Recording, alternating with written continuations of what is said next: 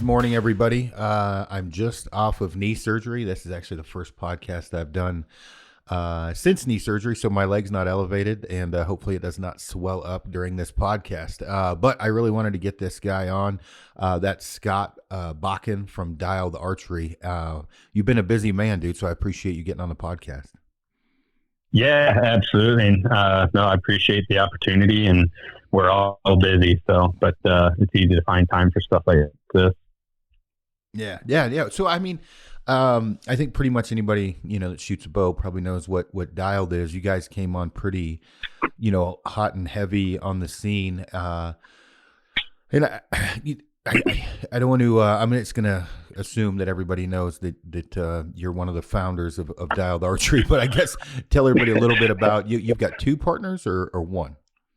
So yeah, Dialed was originally started with three of us, and technically the three founders are still part of the company, but as far as the ownership side, there's only two of us now. But the founding of Dialed was myself, and then my partner Taylor Coleman, and then Jordan Riley. So the three of us are all still involved with the company. Okay, and with like you guys, the Arxos is what your original site was that you had come out with, and honestly I didn't like the Arxos. It wasn't a bad site. I don't like vertical pins. There was a few things that I did like about it. Other thing, I'm old school, so you get kind of stuck in your ways on certain things. But how did that take off like you had hoped? Was it a nightmare? And was it a nightmare and it took off like you hoped? How did that initial, having started a few companies myself, is kind of a nightmare. How'd that go? Yeah, I think you hit it with your last option there. It was one of the most amazing things I think that we've ever experienced, but it was also one of the most god awful things we've ever experienced. Starting a company from scratch is a huge undertaking, and especially when none of us have ever done it before. Taylor and Jordan have experience with, their company, Captured Creative, but diving into it, and especially kind of when we launched Dialed, it was coming right off of the pandemic, and so timing within the industry, I don't think could have been any more perfect, but timing, from a supply chain, aspect, it was total chaos. But, I think it was just one of those things where timing really did kind of play a big part of the success of the launch of Dialed in the Arxos. Because the industry was just in need of something new and, something to kind of shake things up. But, to your point, the Arxos was our first product. It was what Dialed, launched off of. And, when we were designing it, we wanted to design a site that wasn't just another vertical adjustable site like what's already been done. Granted, it is still an adjustable site using a dial system or whatever, but we really wanted to kind of look at the site category from a different perspective, and with our angled elevation rail, the void dial system, all these little things that have never been done before. And our saying is, you don't know what you don't know. And, I think sometimes we tell ourselves that just to make us feel better, but it really is kind of true. We really did not, our expectations were pretty low when we launched the Arxos. We really had no clue what the response was going to be. And then all of a sudden it just kind of blew up. And, I remember the first TAC event we went to after we launched Dialed, and it was the, swarm of people that were looking for us, searching for the Dialed booth because they heard we were going to be there. And that was the first chance for everybody to touch and feel and see the Arxos. Because prior to that, it was kind of a myth, that just floated through the internet ether and social media, whatever. So, but, with that came a lot of criticism, and, some of the ideas that we had that we thought were going to be home runs weren't, they weren't well received, like not having any sort of locking mechanism for the dial or something like that. And like you said, only offering vertical pins, which, that was a decision we had to make, because it's like we can't, capacity wise, we couldn't do both. So it's like we got to start someplace and then go from there. But the beauty of it is throughout, the hardships of the Arxos, whether it was on the production and manufacturing side, because like that was the other hurdle. Like a lot of people didn't see behind the scenes is the manufacturing of the Arxos was a nightmare. Like we literally, we designed that site and like launched it without ever really building it and thinking like, oh, this will go together just perfect. And it didn't. So there was a lot of, revisions and behind the scene changes and stuff. But, and there was some days where, it takes its toll on you, whether it's frustration on the production manufacturing side or, like me on the customer service side. You can only answer so many emails of like issues and people telling you how much you suck before it kind of takes a hold of you. But through that, in all the criticism and feedback and whatever, and positive feedback as well, because there was plenty of that, now the PRUF was born out of that. So, looking back, like I don't even really remember all the hard days, just because there was a lot of them. But again, if we wouldn't have gone through that, we never would be where we are today. So you can't, you can't let it hurt you that bad. But going through it was definitely tough for sure. Yeah, and I'm laughing on the inside as you say that, because you about have to say, what it took to get us here is what made us. Yeah, you can say that, but it's still bullshit. No, it's. It's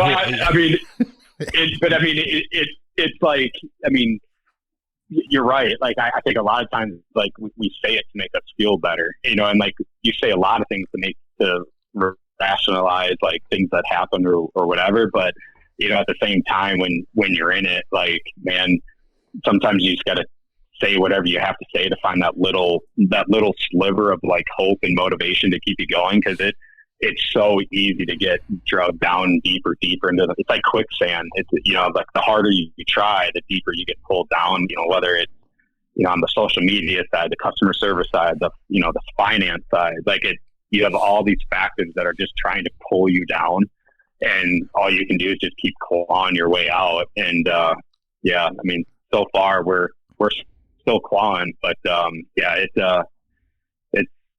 it's a lot of work for sure.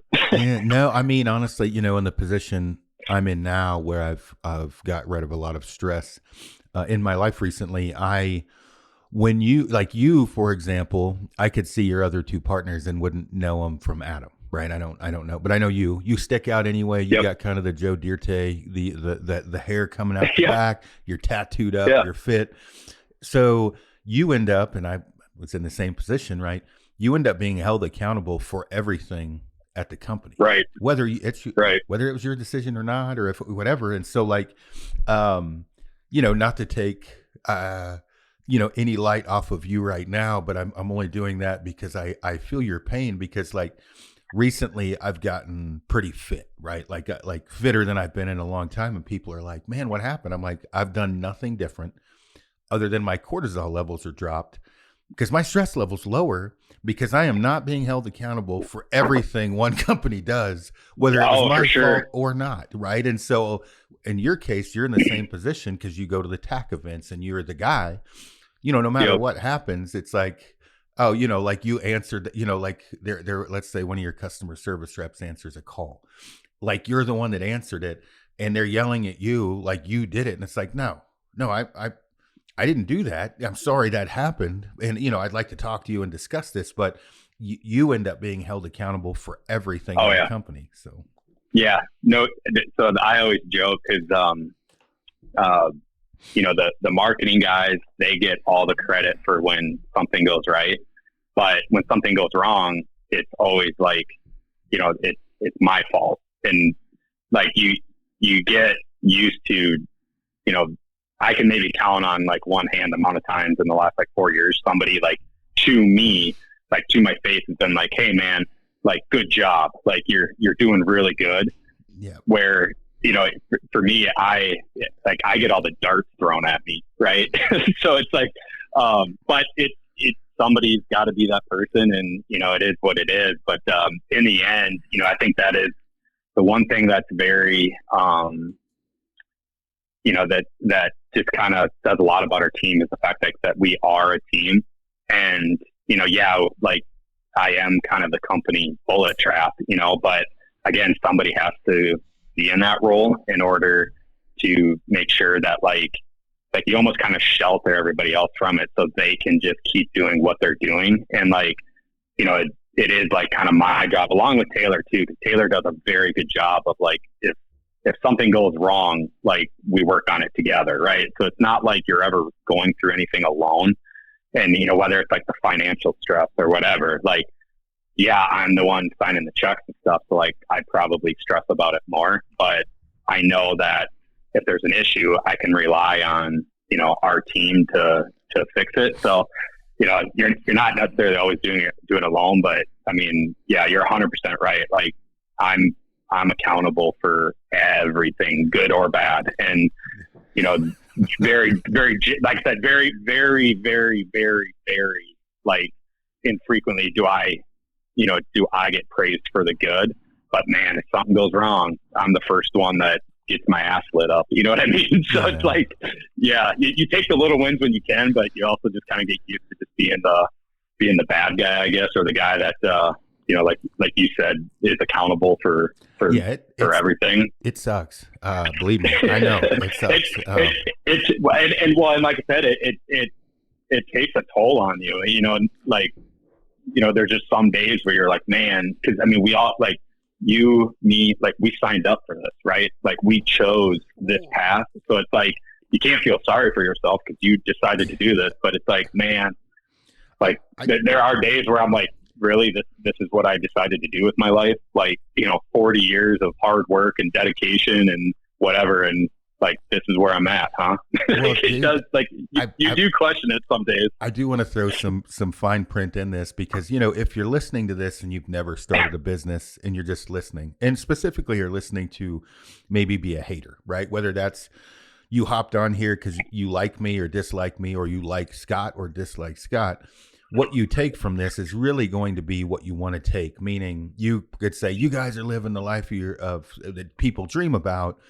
You know, why are you complaining? And we're not complaining. We're just talking because anybody that's wanting to start a business should listen to this. It is not what you think, in my opinion.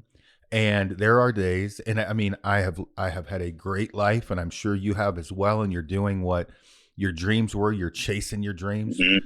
But there's also a lot of dark sides to it that people don't see. And when I say dark sides, you know what? If I was totally mentally stable all the time, or you were, and when I say that I was a Buddhist monk and just fucking happy as a pig and shit all the time, it'd be different.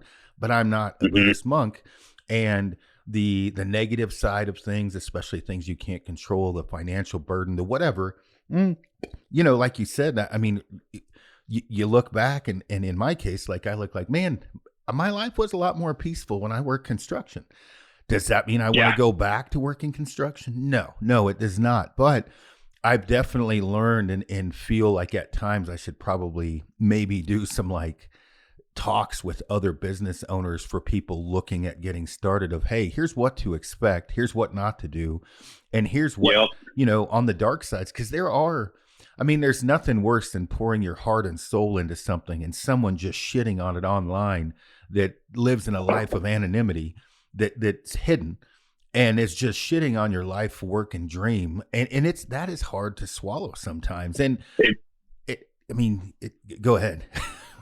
No, you're 100% right, because you know, like you said it exactly. Like you've literally, not only like what a lot of people don't understand is like, and I'll use us as an example, but I would say probably majority of people, like, you know, every business is different because it depends on what industry you're in, right? But like hard goods manufacturing, like it's so tough.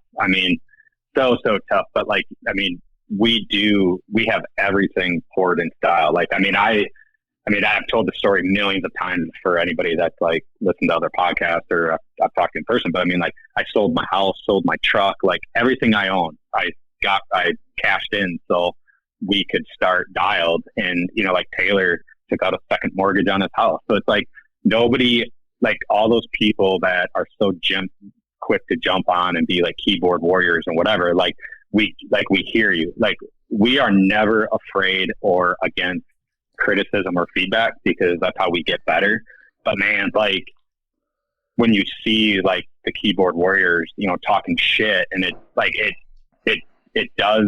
it's hard to keep your cool and like just take it at a surface level because you do have so much poured into it. Like, not just sweat equity and blood and tears and whatever else, but literally like our livelihood. Like, we put it all in the middle of the table for this company. And you're right. Like if you were to go into this with like, you were the most mental stable on the planet, like nothing ever bothered you. Like you just thought that, life was just rainbows and kitten dicks. Like, yeah, you'd probably do okay. But, I'm not mentally stable, like far from it. So it's like, that's one of the hardest things I think for me is it's like this emotional roller coaster because like I said, every day it's like, I don't want to say every day is a bad day, but every day is a hard day because there's always something. There's always something, whether you can plan weeks in advance and be like, this is what I'm going to get done this week. This is what, we have planned this week, but there's always these little fires that pop up that you don't expect. And then it totally disrupts your day. And then now you have like 20 other things going on. And then you throw, the bigger you get, the more employees you have, and you throw them on top of it. And, it's like you said, the accountability part. Now I'm not just accountable for me or my partners. I got 12 other families that I'm accountable for. And it, like, the dark days can get a lot darker really fast because of it. So, having guys like you and other like entrepreneurs and business owners, and like, I can honestly say that's one of the coolest things I think that has come out of Dialed is the group of people that I've met that I don't think I otherwise would have.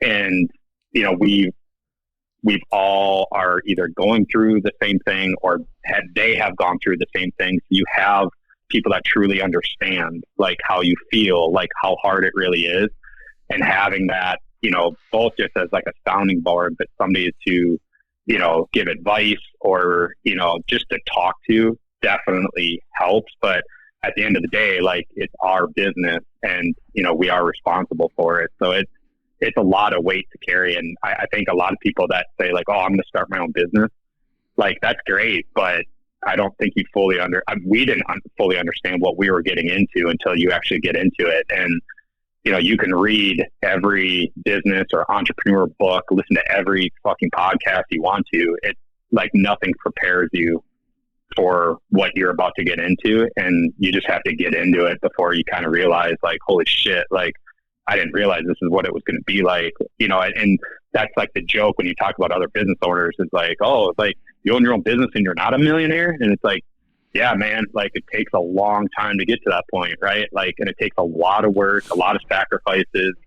And, like Taylor and I, like we still do not collect salaries from Dialed. So like all of our time is basically free labor right now, but that's just how we feel like we need to operate in order to get Dialed to where we want to get it. So I think that was like what the biggest misconception for us is we knew it was going to be hard, but I don't think we fully understood like how deep the waters were going to get, but it is what it is. And I was asked that actually on a Q&A. I do a ton of like these Q&A things, right? And I'm asked everything from insoles to whatever hair product, right? I have a ton of questions. And one of the things that pops up a lot is like, hey, what would you do differently in business? What would you whatever? And for me, I had said I would have taken more risks done more things on my own or however I worded it, meaning I didn't have the financial stresses that you're talking about, right? My position with companies I worked for was really, promotion, design, things of that nature. And Sure. that was bad enough, right? If you add the financial stress. And so like I have designed sites before, for example, and I've done broadheads and all kinds of stuff. And, I've had people, ask like, well, dude, that site looks amazing. Why don't you come out with it? And I'm like, well, let me just start with the list. And in about 3 hours, I should be done with why not. Now, if I wanted to, and when I say if I wanted to, right, like I can live in a sound and echo chamber and make it sound as good as I want to in my little echo chamber. But the reality is, and having done it enough, it's like, okay, first you have the manufacturing portion of it. Now, when you think of manufacturing, okay, can I find a 5-axis CNC machine? And I'm just, Right. And again, I've worked on hard and soft goods both. Okay, I got a reputable company that has a 5-axis CNC machine. Okay, now I need the material. Okay, what material do I use? Well, I'm not a fucking metallurgist, right? So I think I should use this. Other site companies should use this. Okay, we've got a lock on that. We've got material coming in. We can use this. Okay, so that's the the base of the site. Now we've got the plastic pieces, we got the fibers, we've got whatever other parts and pieces to it. Okay, we're rocking and rolling. I put second mortgage on my house. I took out a loan. Bam. All of a sudden, my 5-axis company got a giant contract to make AR-15 parts for the military, and they give me the middle finger. Now I'm paying, right? Okay, so or my supplier for my materials. Okay, well, they just ran out, right? Or they didn't order enough. Well, okay, I have deadlines that I've projected off what they've told me, that I've told the world, and now I have to tell the world, oh, yep, it's not going to be January 27th. We're going to come out with this. It's going to be May. But I already have money out the door that I'm not I'm not recouping. And I can keep going, right? But this is life. That is life, right? That is how it works. And then when you talk on the design side, you and I could sit and talk about the site I designed, and I can show you all of this, but you have to actually build the fucking thing. And sometimes your brain is far better than what the world can actually come out with, right? Like it seems like you should be able to execute this, but then after that, you have the marketing of it. You actually have, okay, how's it packaged, the labeling of it. And if you change something and you just printed out 15,000, whatever packages, and you're like, oh, we forgot this, right? Or, whatever. And again, I'm preaching to the choir here. There's a lot to it, right? There's a lot to it.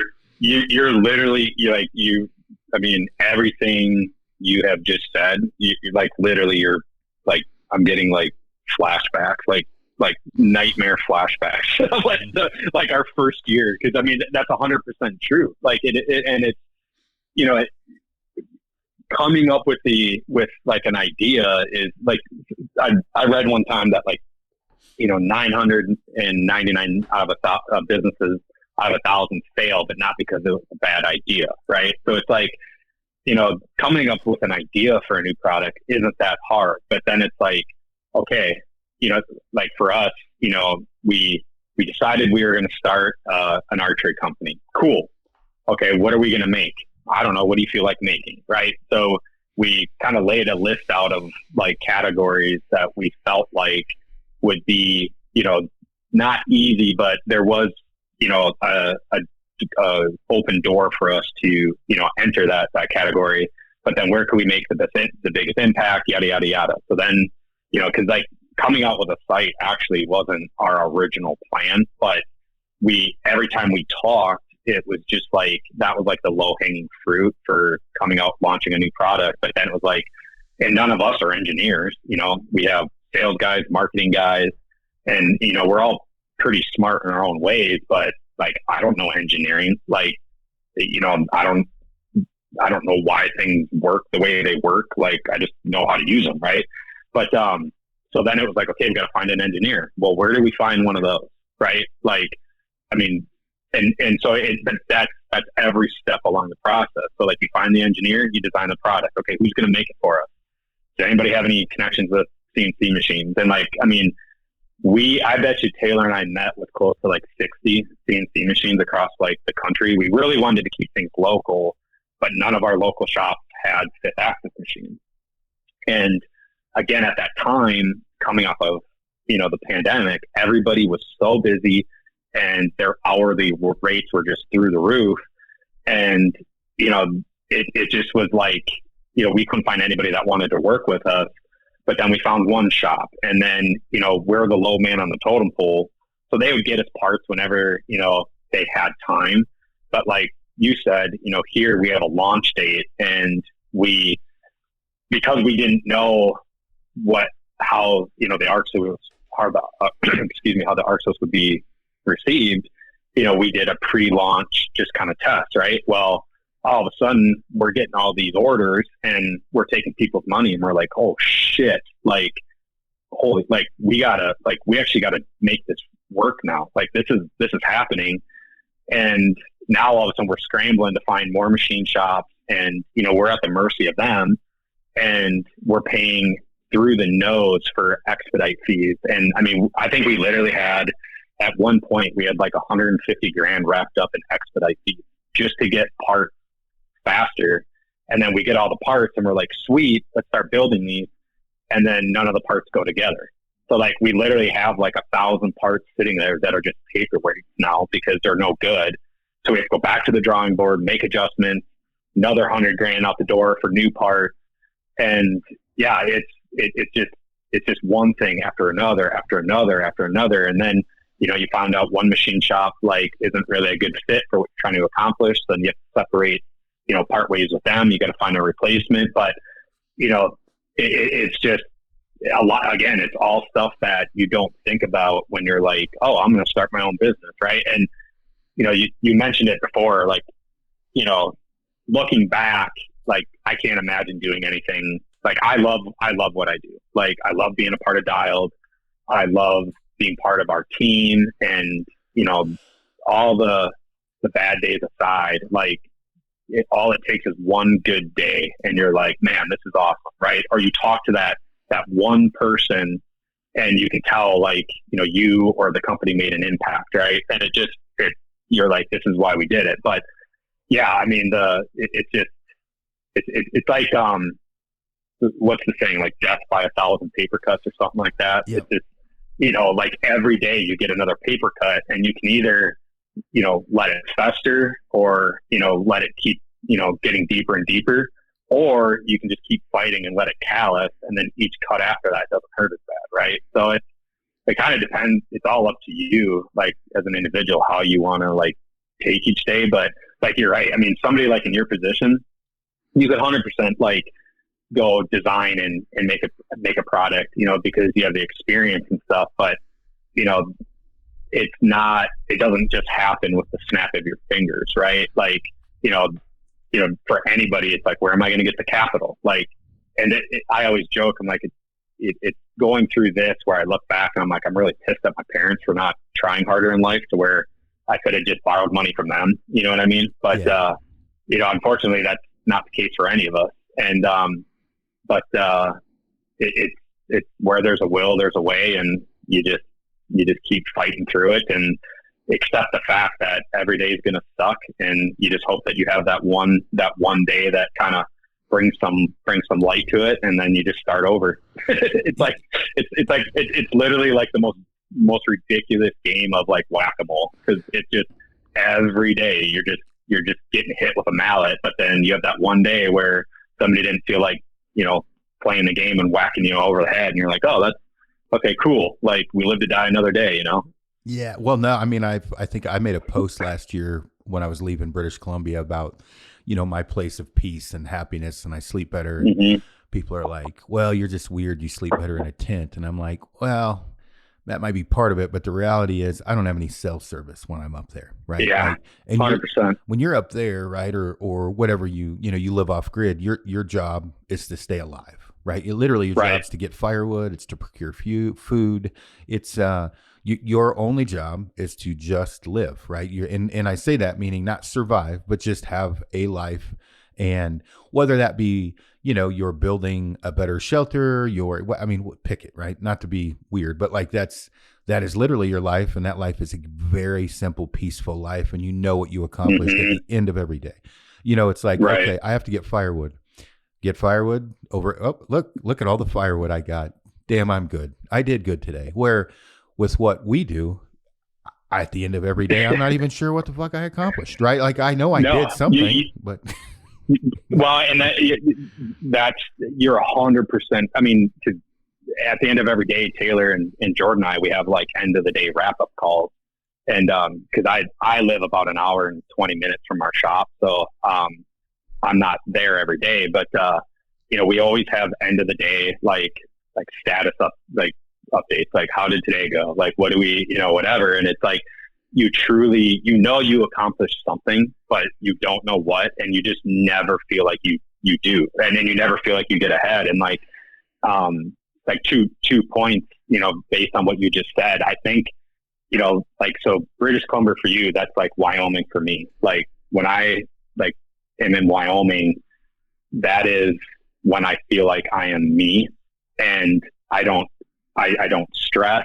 And I've wanted to do a study where like you check your testosterone levels like before you go into the mountains, and then you check it like when you come out, because I guarantee you the difference will be extreme, because of like you're in the mountains, like you said, you're just living to like survive, and you're so focused on like the hunt, and like it almost gets you back to like your barbaric roots, like you just feel like a man, you know what I mean? And it's your mental health is just so different, because you don't have this work stress, and like the other point is the work stress is just a portion of it, that's a large portion, but then it's like just a week ago, like I almost lost my dog, and so now I've been trying to nurse him back to health for the last 2 weeks, and then it's like we've been in double digits below freezing temperatures, and it's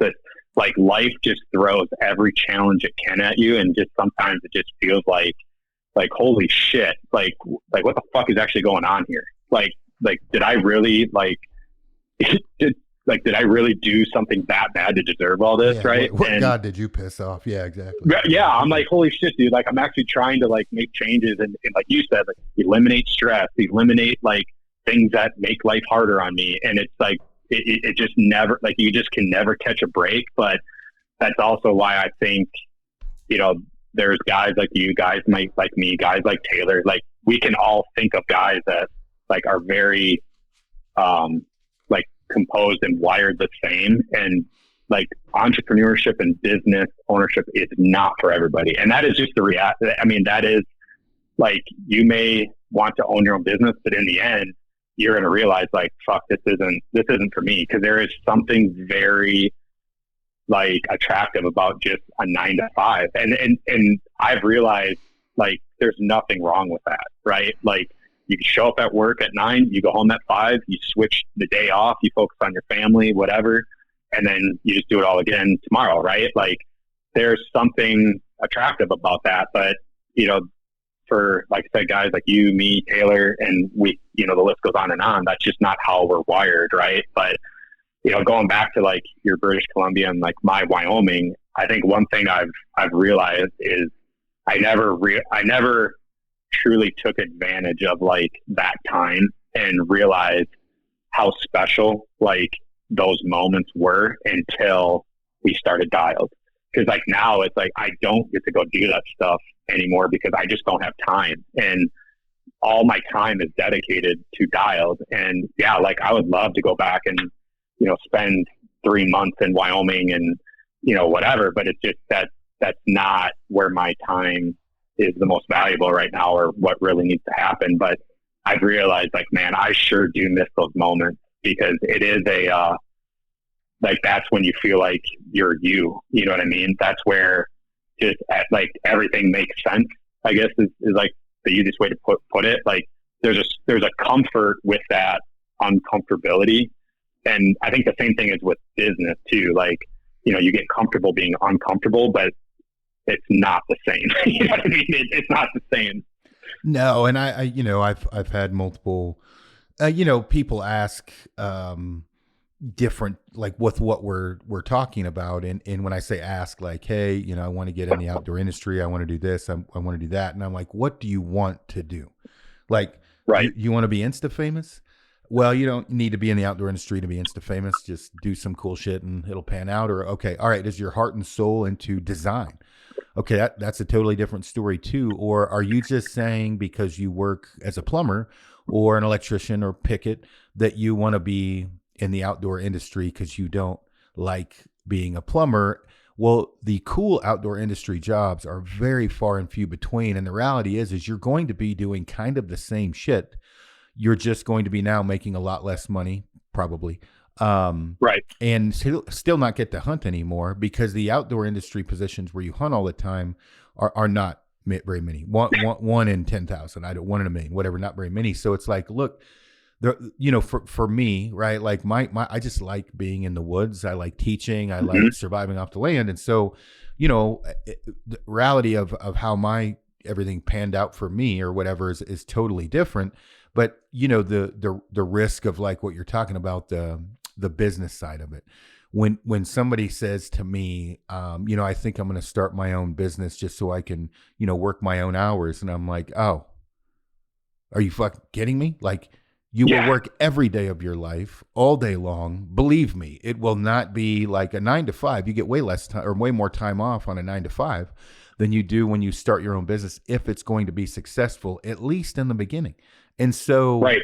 That's where it's like, I think people, it's hard to explain that, even though it's super easy to explain. It's hard to get it. No, and you, again, you make I would say that is the biggest misconception that people have is, I'll meet people or whatever, and they'll be like, yeah, so how was your hunting season last year? I'll be like, I got out twice. And they're like, oh man, like that sucks. I'm like, yep, it sure does. Like, cause I'm like you, like, hunting to me is, that again, it's like where I feel like me, right? Like I love spending time in the woods. I love exploring. I love adventuring. I love challenges and, whatever. But,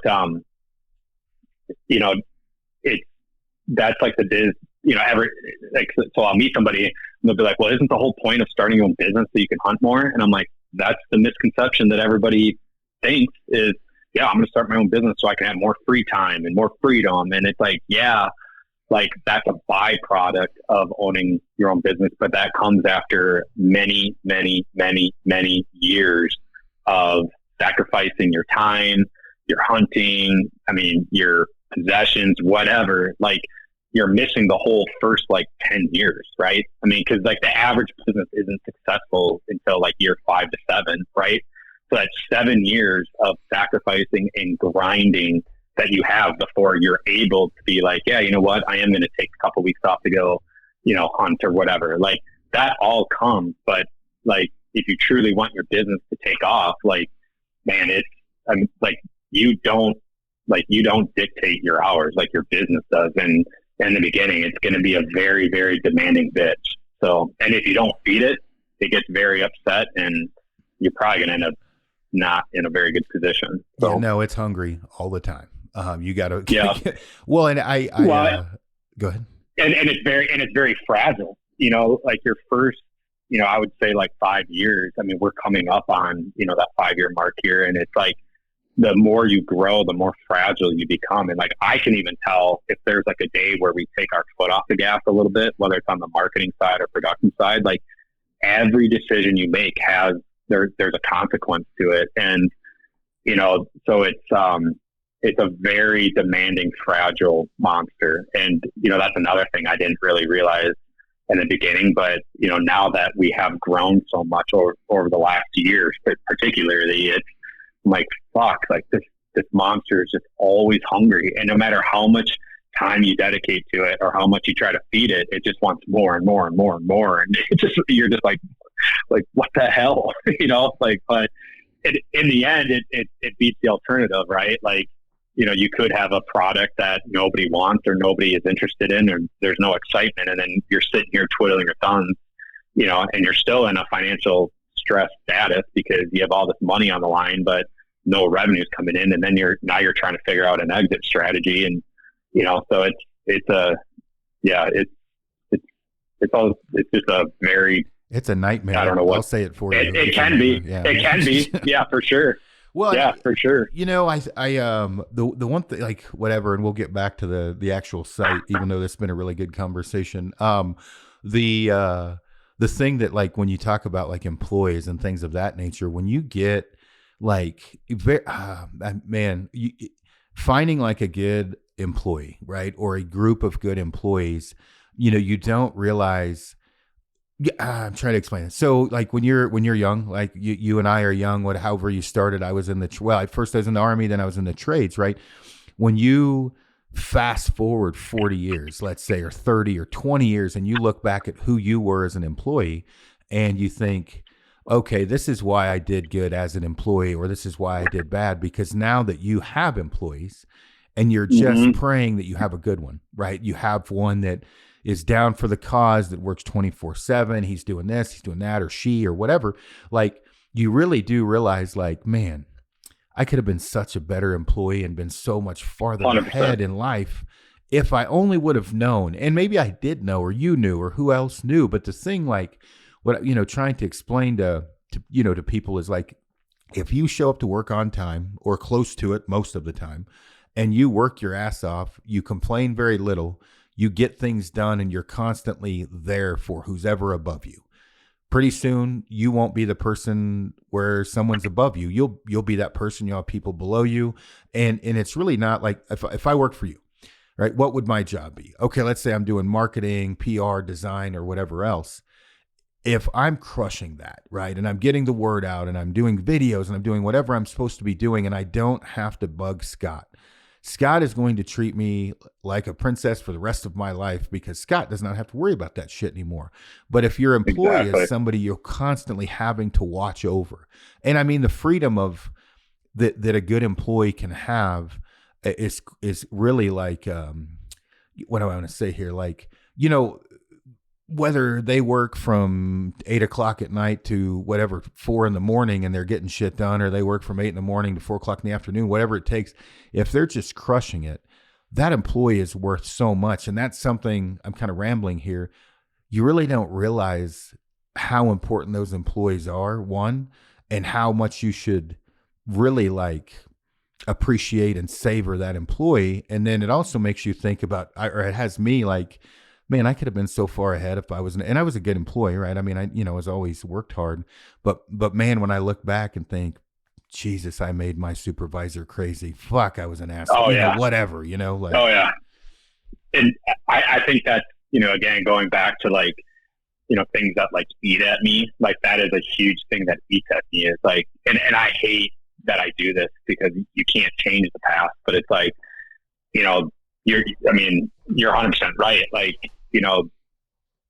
looking at, like, all I've ever really wanted to do was work, right? Like, school to me was just a nuisance. Like, I just wanted to work. And, like, I started working in our local archery shop when I was 13. So, like, before I was even legally allowed to get a worker permit in Wisconsin, I was working. And, but looking back, now I'm like, God, man, like, and I wouldn't say I was an outstanding employee, but, like, I showed up when I was supposed to show up.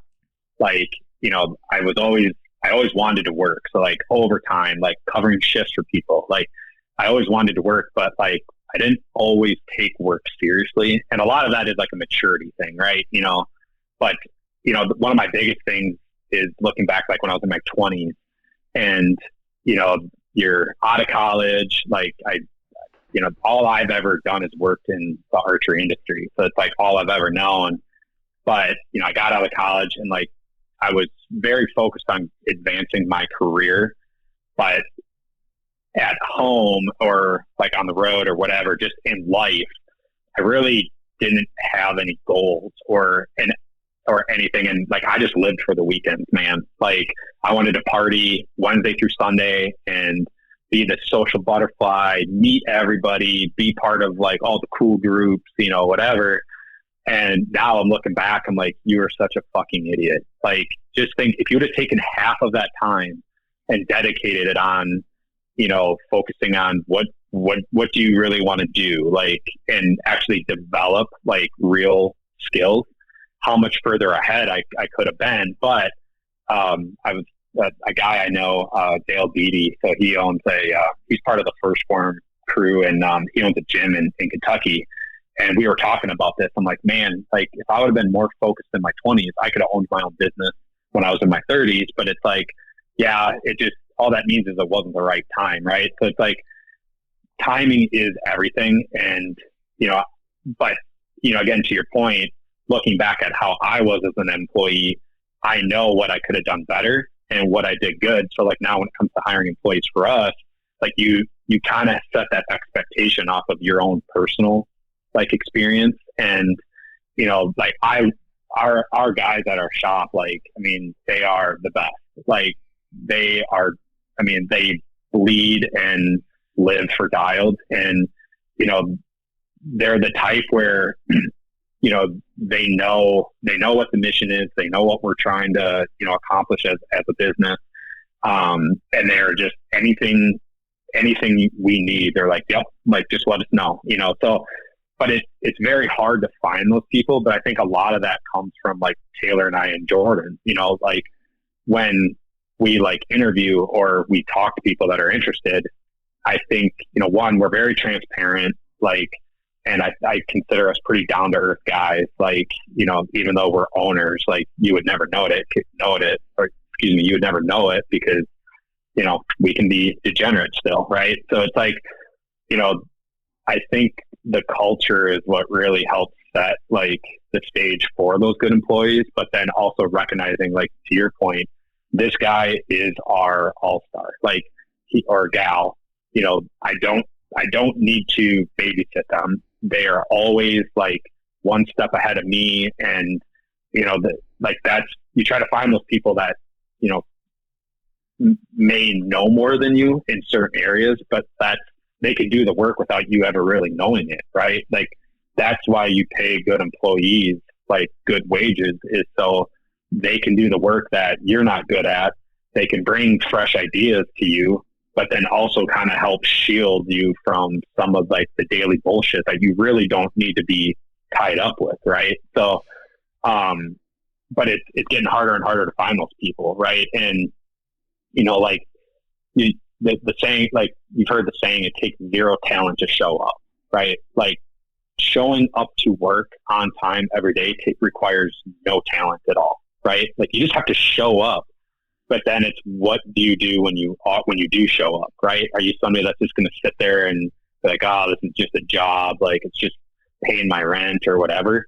Or are you, like, to your point, are you going to be somebody that is just going to like take the day by, its balls and be like, I'm going to do this, this, this, and this. We need to get this done for next week. Like, you know what I mean? And it's like those, like ladder employees are the ones that, like, I mean, they eventually will be like running Dialed at some point. You know what I mean? So, but it definitely, like, it makes you reflect back and be like, man, like I thought I was a good employee, but I probably could have been better.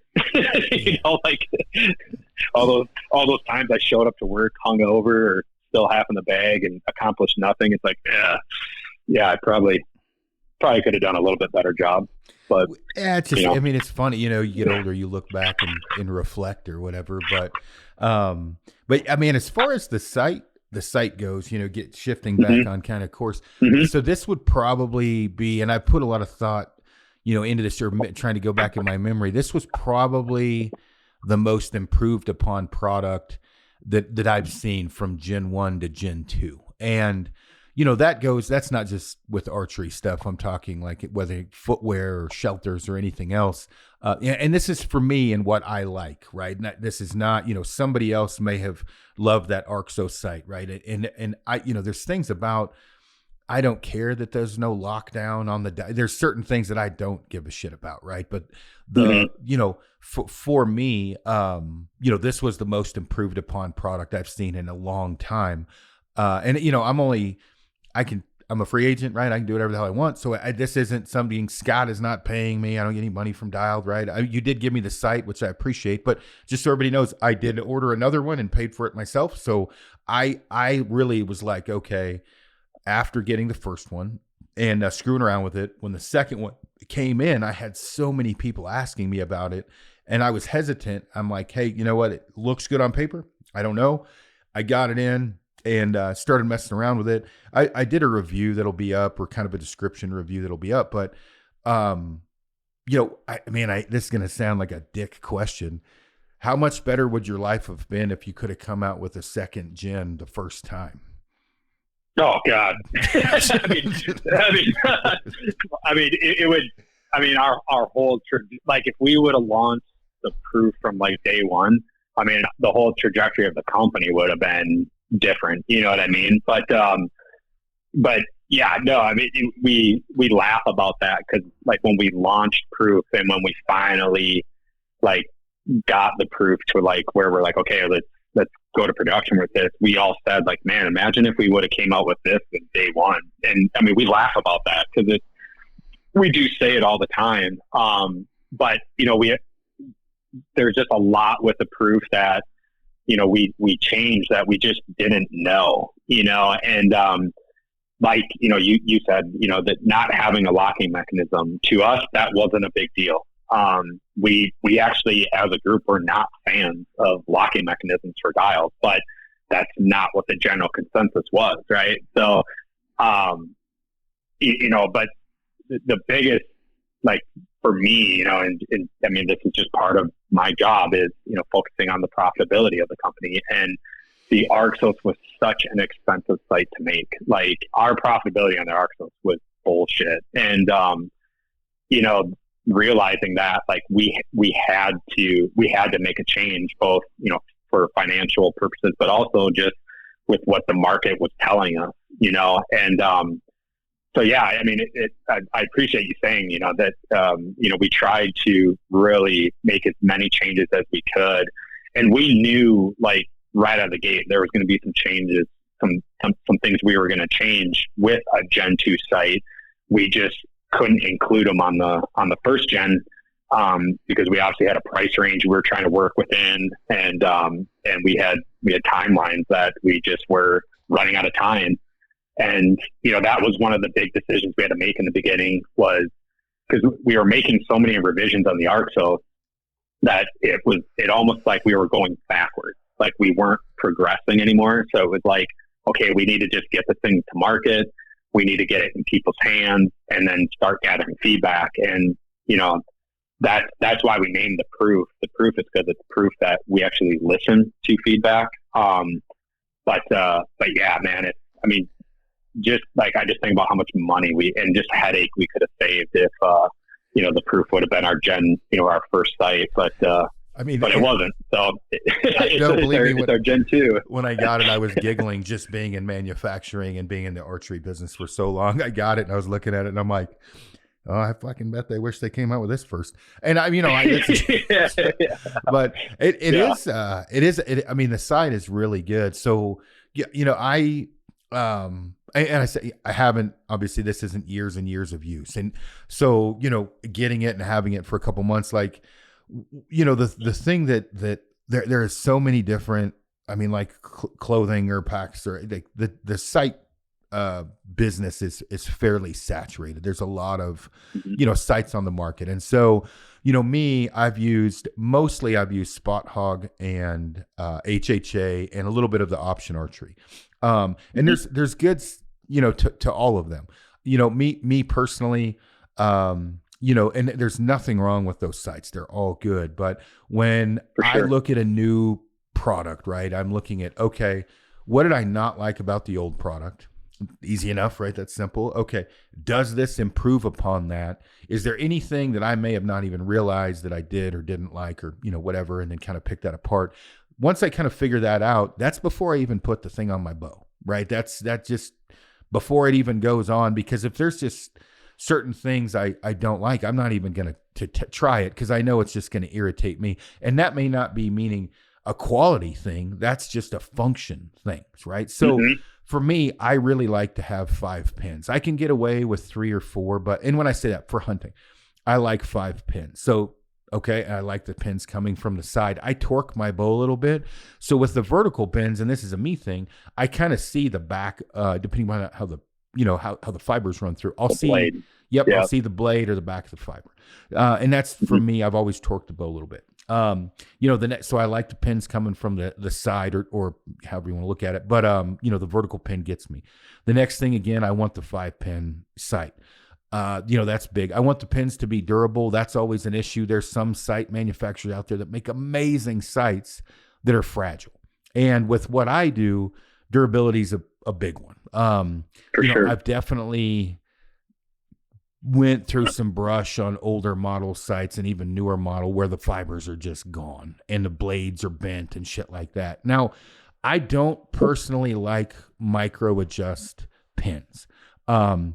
They're very fragile when you get into sandy dirt conditions. You don't have a can of air to blow that out. And, it's never been a bother to me to have manually adjusted or non-micro pins. I prefer them is what I'm saying. Less to go wrong. You guys were smart enough to put a little nipple on there to grab it with your thumbnail to adjust the pin, which was one of those benefits that I didn't even think about. Usually, you're Allen and you're fucking with the Allen trying to get it to move on the pin, where you guys have a little nipple on there. So that was like an added bonus. Next thing is, can I get away with not running very many Allen wrenches and also not have to worry about the shit breaking? You guys had that, right? So you've got a good knurled knob where I can loosen or tighten that. And so, as I'm breaking these things down, those are all, kind of primary things. I want the ability to adjust the different axes, right? So, obviously shooting longer range up and down hill, you guys, the adjustment system on this is pretty easy. You do need an L angle Allen wrench. I will say that if you're trying to do it with a straight one, you might stab yourself in the eye. You need an angled Allen to get this done with relative ease. And as if I misspeak when I'm going through this, interrupt me. But the L angle Allen's a big one.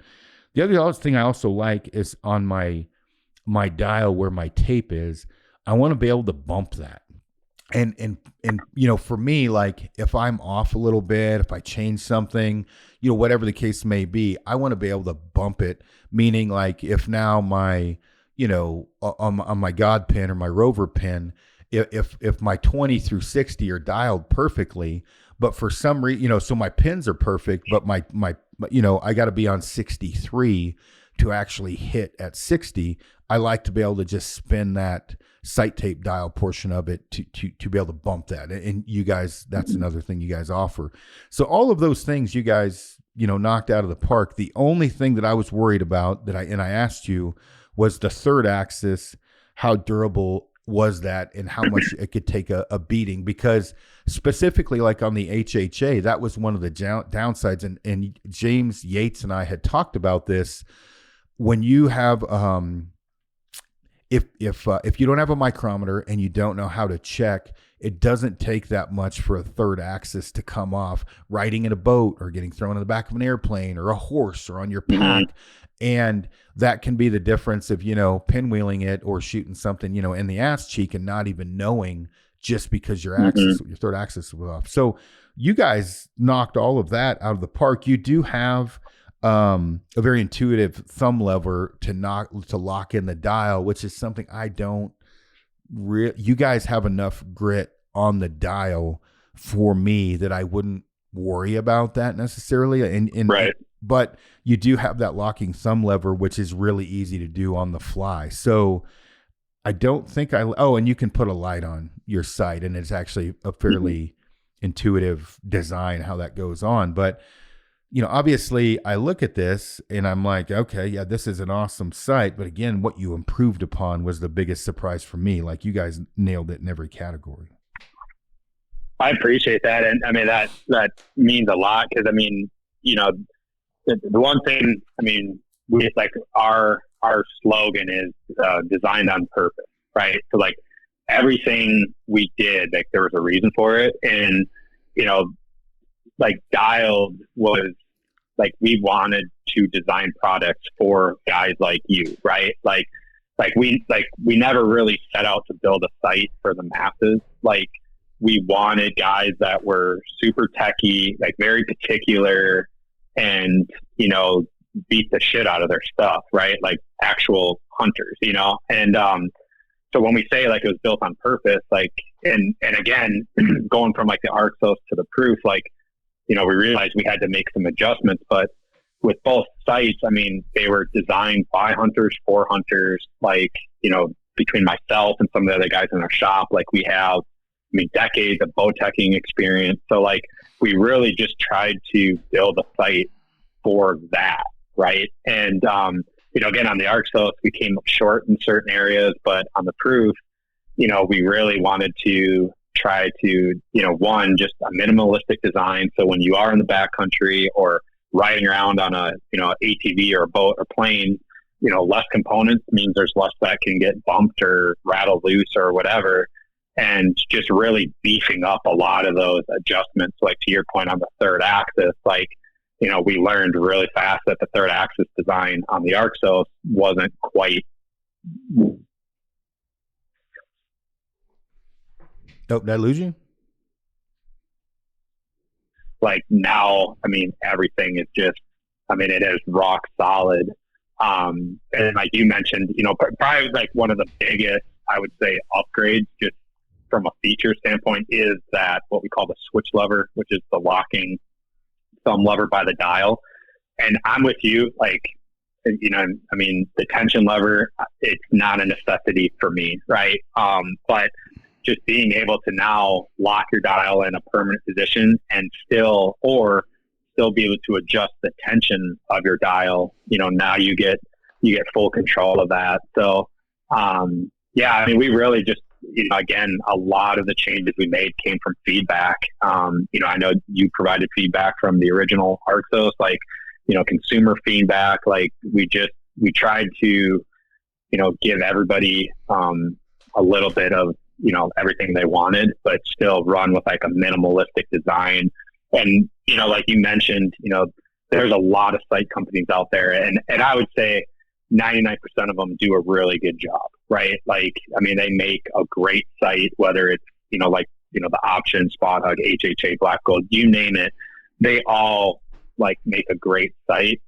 And I will never say our site is better than any of those, because at the end of the day, it is a site. It's an adjustable site. We're using the same material for the most part. But what I can say with like the PRUF is I can give that site to somebody and be like, you will notice a difference with it. Right. And, you know, that was when we looked at the site category, when we were designing, you know, our first site and starting Dialed. You know, again, there was a lot of great sites out there, but it was like monkey see, monkey do. Like it was just, they all looked the same.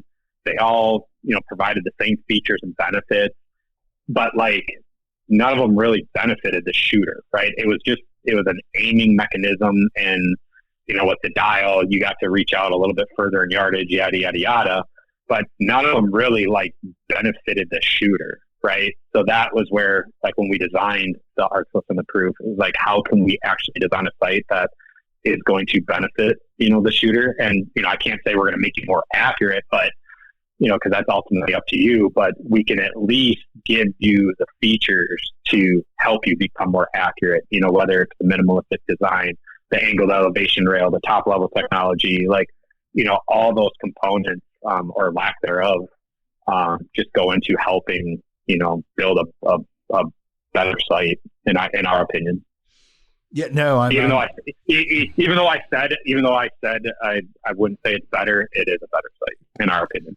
Yeah, no, it's a damn good site. And I mean, the thing, you know, whatever, you can obviously, you know, when you kind of go down the, you know, the list, like I said, it does check a lot of boxes. And when I say, like, for me, yeah. And, you know, when you're talking about like how would, you know, looking at this, like, how would you improve upon, you know, this site? And it would be difficult to, I'm not saying that it's not possible to improve upon this, but like, it would be fairly, I mean, you could make little tweaks or something, but I mean, it would be pretty difficult to improve upon, you know, this option. Now, when I say, you know, maybe maybe not a smaller housing, somebody might like a bigger housing, or, oh, I want my site tape wider. I mean, you know, whatever, something like that. But overall, there's not a lot to improve upon. And being somebody who, you know, basically picks gear apart and, you know, tries to help companies make it better, there's not a lot that you could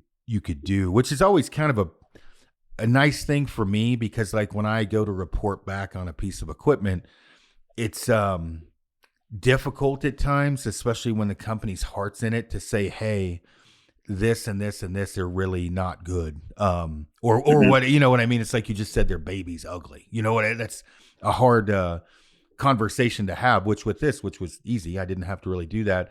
And then the other thing too is I have definitely found that the internet is great for people telling you how stupid you are and how much better they are at designing, you know, than you are. Right. And so I try to not ever be that guy. You know, sometimes it's just like, hey, dude, you know, this might be a good idea to take a look at, or, you know, whatever. Cause I'm on the same, you know, boat, like whether it's clothing or packs or whatever I've done, is like, hey, why didn't you do this?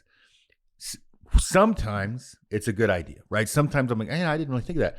The majority of the time though, I'm like, yeah, dude, that's impossible. Or like, yeah, I could do it. You're going to be buying a piece of gold, you know, like, will you pay $1,400 for, you know, whatever it is? And so that's where it gets kind of, you know, what you know, so.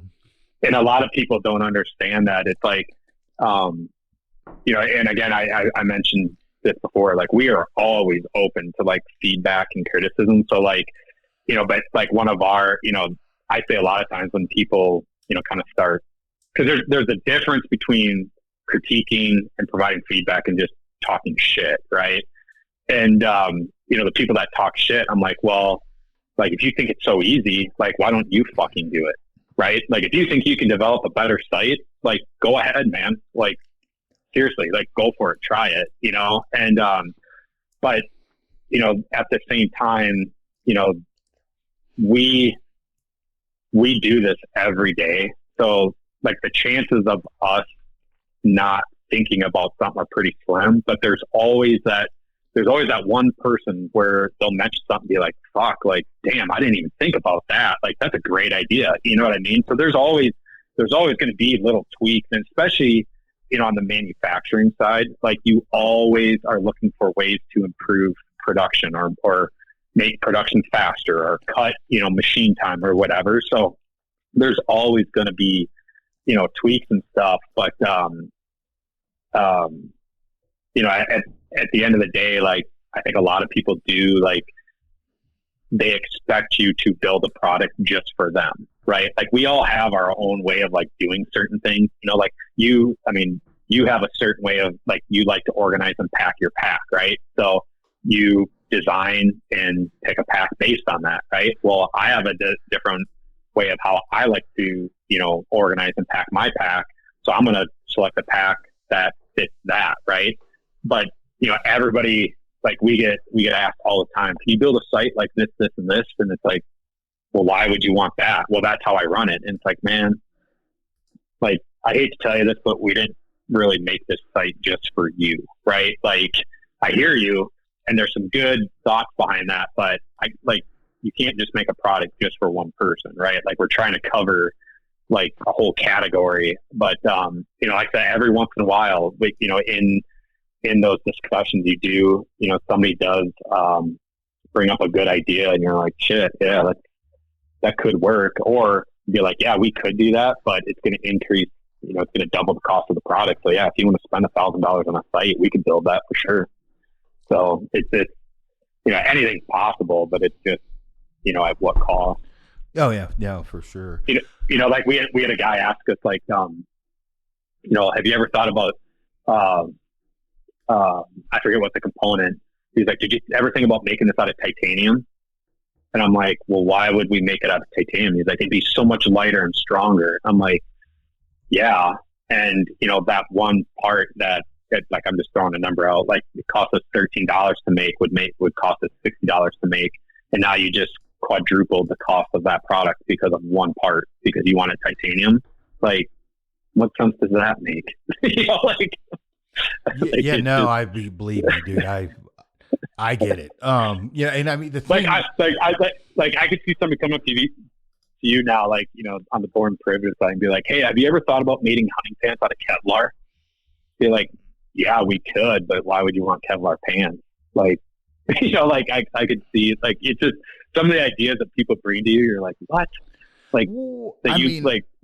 I'll prime Did you example. literally like you were sitting around and that's the idea that came to your head? Like, man, I'd love to live in your brain for a day. Well, I mean, I can give you a prime example, like pants wise, right? Like to have good, durable mountaineering pants, they're going to be loud, and there's no Right. way around that. You know, Right. when you start dealing with nylon and poly, they're loud, and you know, people. So talking about like you guys didn't have the thumb lever or the locking the dial when we first came out with the Frontier pant.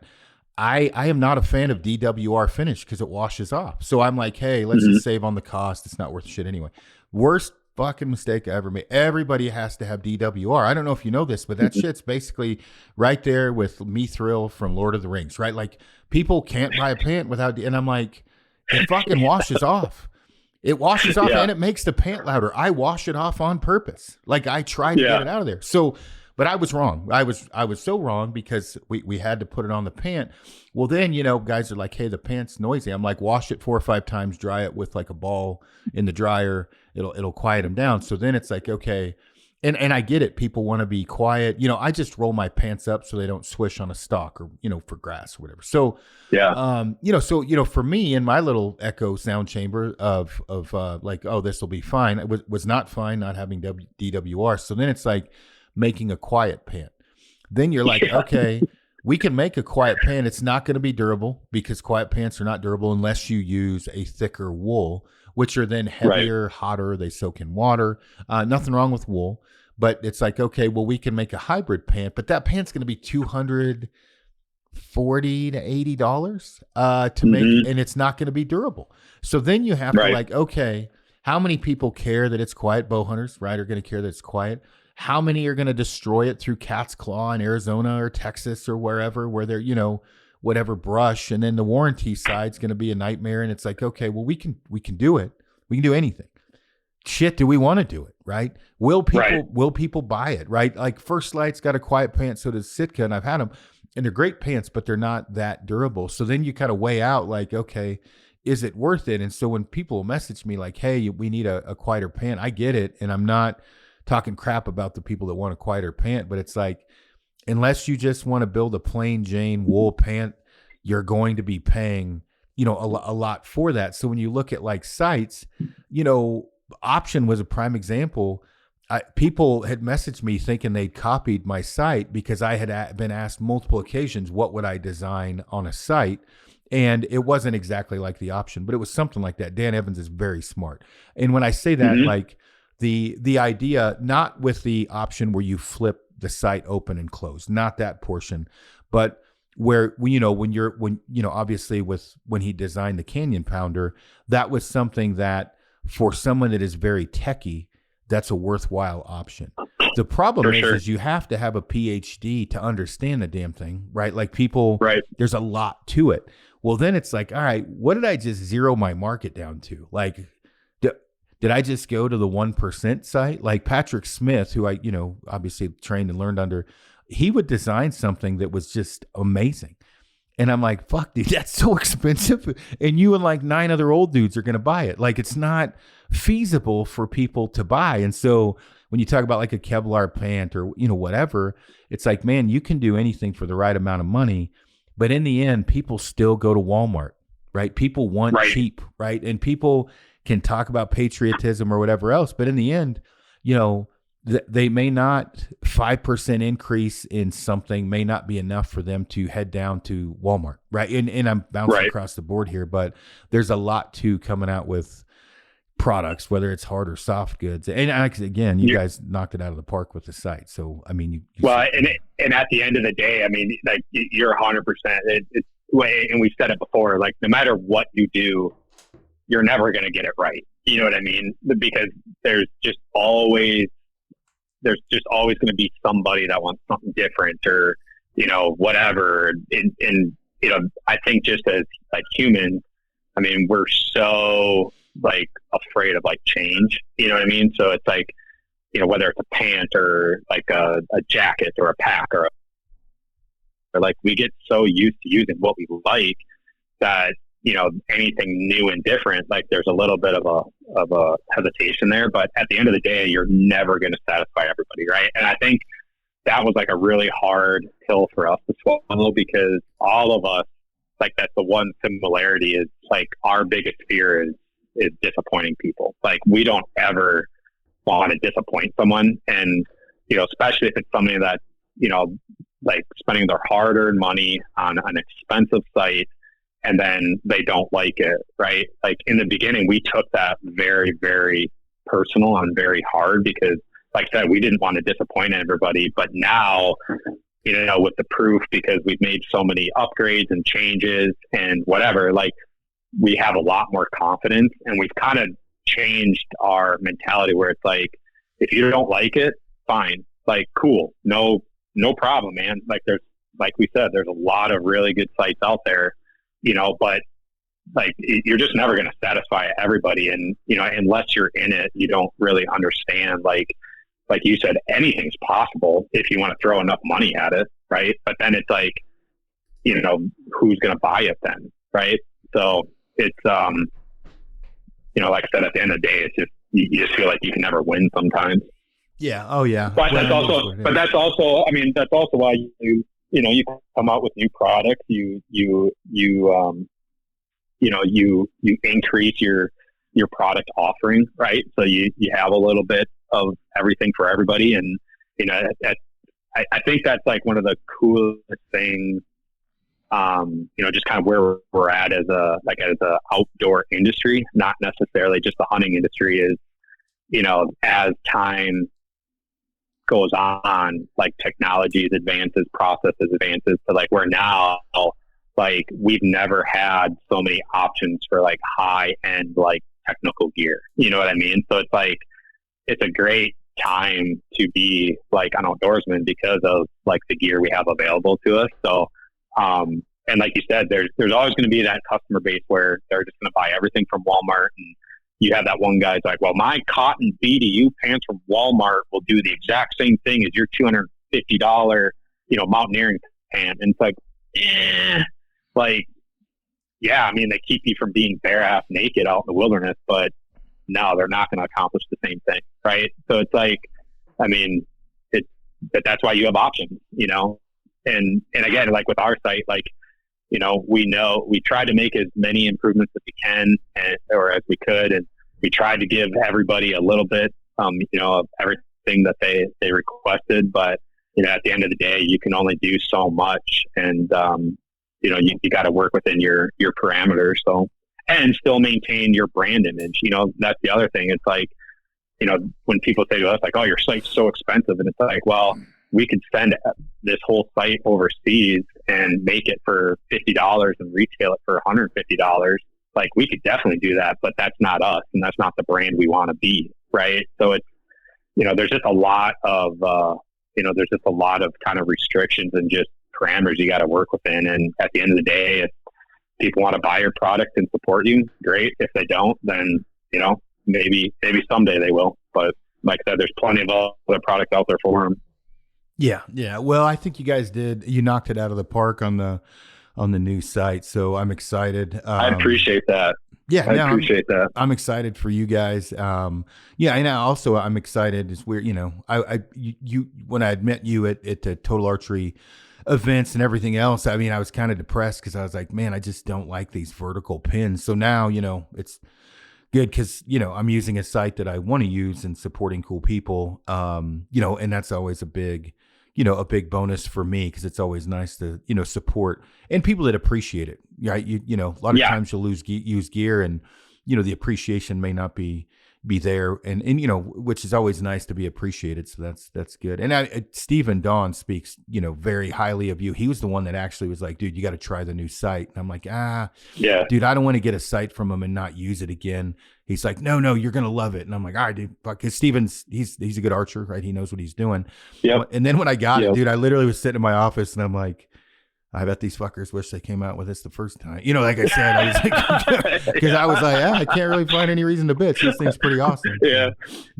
But, if only they would have launched this in the beginning, but, no. And that's, going back to like for me personally, I mean, like, you mentioned Steven, like, it's funny because, being in this industry as long as I have, like, you meet a ton of people. And I mean, you know this more than anybody, because I mean, everybody knows who you are. Nobody gives a shit who I am. But, you know, running into Steven at a TAC event, you know, last year, like it was literally like kind of like that scene from Step Brothers where, you know, Dale and Brennan meet each other, and we were just like staring at each other, and he's like, "Hey, I'm Steven." I'm like, "Hey, I'm Scott." And he's like, "We've met before." I'm like, "It's been a while, but yeah, we've met before." But it's like we were long lost buddies, you know. But like, I think that's been one of the coolest things with Dialed is just like, again, the people that, you know, I've gotten to meet that I otherwise wouldn't have been able to. But then, you know, even to have the opportunity to be on this podcast with you and, you know, have you, you know, try our product and get feedback, like those are like you, Steven, like that's like, those are the guys that like, or, you know, guys and gals, I should say, because we have plenty of women that run our site, but that's who we built the site for. Right. And it doesn't mean that, you know, you have to be as experienced as the rest of us or, you know, have a following or whatever. I mean, but if you're of that mentality where you appreciate how much work and sweat and blood and, you know, that equity that went into like designing that product, and you understand just kind of like, you know, what we're trying to accomplish as a brand and like who we are as like a brand, like that's who we built, you know, Dialed for. So, you know, again, to get your feedback, I mean, it means a lot, and we appreciate you. You know, you understand what we put into it. So that means a lot to us and to me. Yeah, no, of course. But, well, dude, we're hitting an hour and 20, and I don't want to take up your whole morning, and I'm going to go do physical therapy. So I should probably cut this off now. Yeah, you got more important things to do this morning than I do. But no, again, I appreciate the opportunity, and yeah, we're looking forward to this year for sure. No, I bet. So everybody, you know, tell everybody where they can find. I mean, it's pretty easy, but you know, the website, social media, that kind of stuff, and then we'll hop off here. Yeah, the website's just dialedarchery.com, and then all the social media, you know, platforms. It's just Dialed Archery. So. Right on. Well, cool. Well, dude, I'm happy that you guys are doing so well. I love the site. I appreciate you hopping on the podcast. Looking forward to working with you. And yeah, thanks again, dude. It's been a pleasure. This is one of my favorite podcasts, mostly because we both wallow in fucking misery about business. So, yeah. yeah. I like I said, it takes somebody to go through to go, or that has gone through it to fully understand. But no, I appreciate everything, man. And yeah, likewise, again, appreciate this opportunity. And it's been awesome. So heck yeah, man. Well, have a good day, dude. Take it easy. I appreciate it. Yeah. Thank you. Yep. Bye-bye.